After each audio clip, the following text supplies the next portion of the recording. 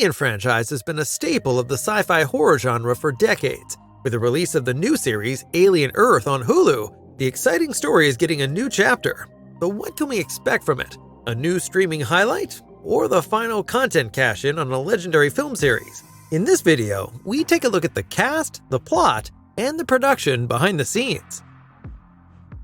Alien Earth is based on the first two parts of the film series and is set in the year 2120, around 2 years before the events of the first Alien film. The series begins with the crash of a mysterious spaceship on Earth. At the center of the plot is Wendy, who investigates the wreckage together with a group of soldiers. They come across a threat that has the potential to wipe out the entire human race. Besides the direct danger posed by the famous Xenomorph, there is also a fierce rivalry between large corporations, such as the well-known Weyland-Yutani Corporation. They are competing to be the first to create lifelike androids. The unscrupulous greed of the corporations and the special role of androids are familiar themes in the movies. We are particularly curious to find out how a potential contradiction with the films can be resolved. At the time of the first movie, the aliens seemed to be generally unknown to humanity. But if, according to the series, a Xenomorph was raging on Earth 2 years earlier, then this information never seems to have reached the public. Well, you can already imagine, the corporations are sure to have an interest in eliminating unwelcome witnesses.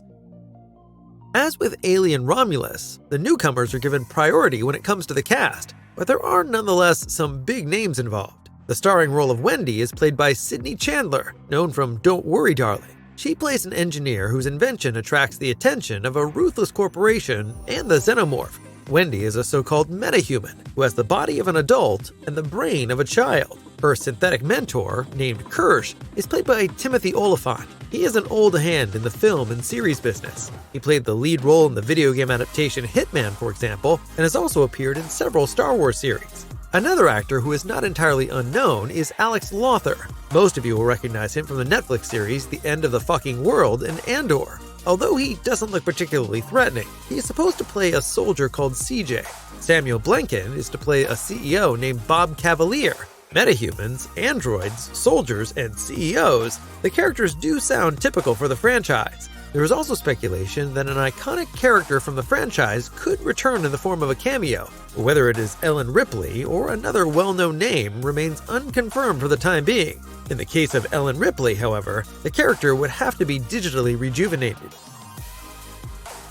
The series is being developed by Noah Hawley, who has already produced well-known series such as Fargo and Legion. He is an expert at telling complex stories with a unique visual style, certainly an asset to the Alien franchise, and a good indication for the quality of the series. Ridley Scott, the creator of the franchise, is involved as a producer. He will make sure that the series remains stylistically and thematically true to its predecessors. Filming took place in Thailand and was completed in July 2024. In the United States, the series will be available on Hulu in summer 2025. We therefore expect a prompt release of Alien Earth on Disney Plus for international audiences. There was already a first teaser trailer last November, so we hope to be able to provide you with the first real trailer for the series soon.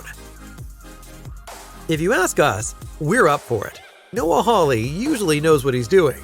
Fargo in particular is synonymous with great acting in a series and highly original storytelling. The big question now is how the relatively new actors will perform and whether Hawley will also be able to convince in the science fiction and horror genres. According to the showrunner himself, he explicitly wanted to move away from a pure fight for survival in a confined space with Earth as the setting. On the one hand, of course, this raises hopes for spectacular visual appeal. On the other hand, it could be a challenge to combine the intense survival horror of the movies with a larger scale story about futuristic corporate politics. What do you think? Are you looking forward to the first alien project on Earth? Or do you think the eerie creature from an alien world belongs in space? Let us know your opinion in the comments. And if you like the video, please give it the thumbs up.